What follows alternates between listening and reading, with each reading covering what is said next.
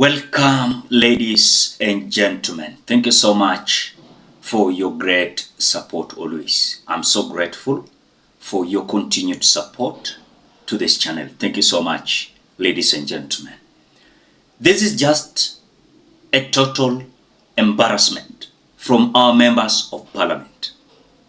You just imagine 290 members of parliament failed to show up before the National Assembly for serious legislation role yenye wamechaguliwa kwenda kufanya. As yesterday, I was watching a video of the Deputy Speaker of the National Assembly, Gladys-Boshole, adjourning the House because of the lack of quorum. The question I'm asking, when these members of parliament are discussing some issues that are benefiting them, they will show up, more than 300 of them, because we have 290 elected and some nominated here and there. Now, during the impeachment of Rigathi Gachagua, they were so fast. But in terms of legislation, these members of parliament have always shown us that they don't care any issue or interest of the people.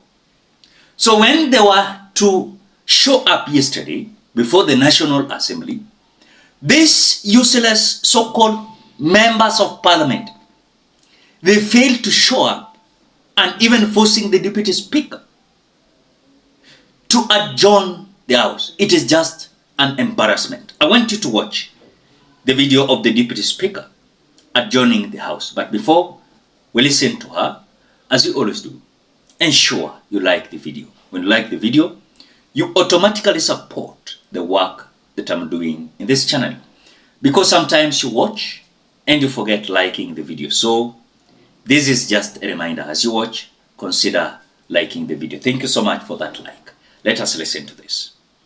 Recognizes that in the execution of the tasks, police officers work in potentially confusing roles, alternating between law enforcement and public service, and constantly face danger or mortality to ensure the safety of others.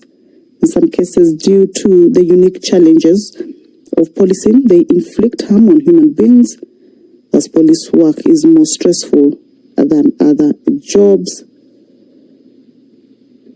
The proposed bill, or this particular bill, therefore gives the National Police Service Commission various mandates aimed at promotion of the mental health of police officers.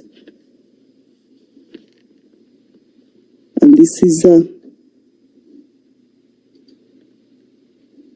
a bill that does not concern the county government, as it does not affect the functions of the county governments. So, members, well, let's listen to... Honorable members, and the time being 9:50 a.m., this House stands adjourned until Tuesday, Wednesday, 26 February 2025 at 2:30 p.m. Wednesday, 26 February 2025 at 2:30 p.m.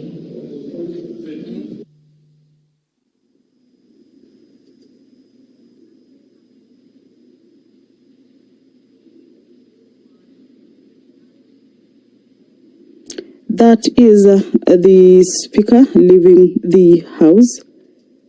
The Deputy Speaker has just communicated to the House that the House has not managed to attain the quorum for it to commence its business. She is making her way out of the chambers. Of course, ahead is the mess. And that marks the end of this particular sitting this morning.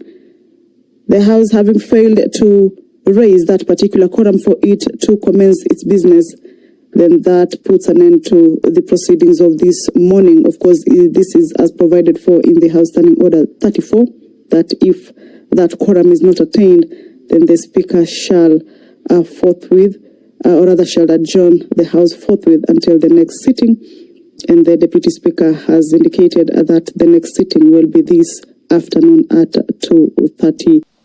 Now, I want us to have conversation here. Kenyans, as you approach 2027, we need to identify the leadership that will speak and, of course, fight for the interests of the people.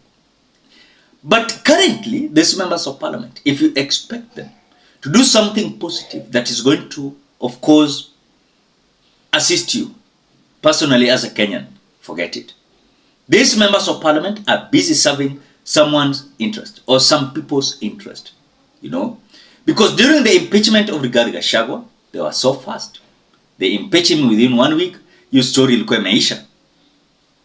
When it comes to the discussion of their CDF, hii pesa wanapewa in terms of CDF, wanakuwa haraka na tena huwa wanakuwa kwa assembly kudiscuss, you know, na huwa wanajaa hivi. Aya, ikiwa ni issue ya kubenefit some political parties, wanakuwa. But in terms of your issues, Kenyans, you are being left alone. So this is just totally embarrassment, as these 290 members of parliament can fail to show up before the National Assembly for serious discussions, for serious legislation work, which they were elected to do. But today, we are having rebellious members of parliament, whom, for them, most of the time, they are lecturing Kenyans how they do understand some issues. You know, they lecture Kenyans how they do understand how legislation is. And that is why most of the time I've always opined in this channel. It is us that will embarrass ourselves again by giving these individuals another chance. Because remember, hii viongozi ni wale tu. Ni wale tu. Na utasikia au nia yao ni kubenefit themselves. Nia yao ni kuhakikisha kwamba Ruto agenda yake imeendelea vile anataka. And again, the interest of the people is not their basis. So mimi vile niliangalia vile hii parliament inakuwa handled, we have failed to understand which category or what, of course, how is this parliament is operating, because we are forgetting to understand, of course, we are forgetting to understand that when these individuals were elected, they were to represent our issues. They were to understand that they are going to represent us. But today, we don't have members of parliament. I remember Pastor Tim Mwangi saying that this 13th parliament is going to be a rebellious parliament ever since independence. Because of just that number, 13th parliament was going to be rebellious. And already you can see the parliament is so rebellious against the people. Look at the issue of finance bill. They passed it faster so that they can serve the interest of William Ruto. But as we speak, they are so adamant on some issues that are going to benefit Kenyans. For example, the legislation about roads, you know, kupeleka bills kwa parliament hawapeleki, wako tu. Kuna motion intakana wana sponsor, inaenda huko inadiskasiwa, hakuna. They're just there. Then you want to convince me that Kenyans, William Ruto and these members of parliament are going to change Kenya. If already they are boycotting, they are not showing up to legislate, you know, and to do their mandate. Wengi wao wanapiga kelele kwa mazishi, kwa maharusi, kwa mashirika za makanisa, wanazunguka.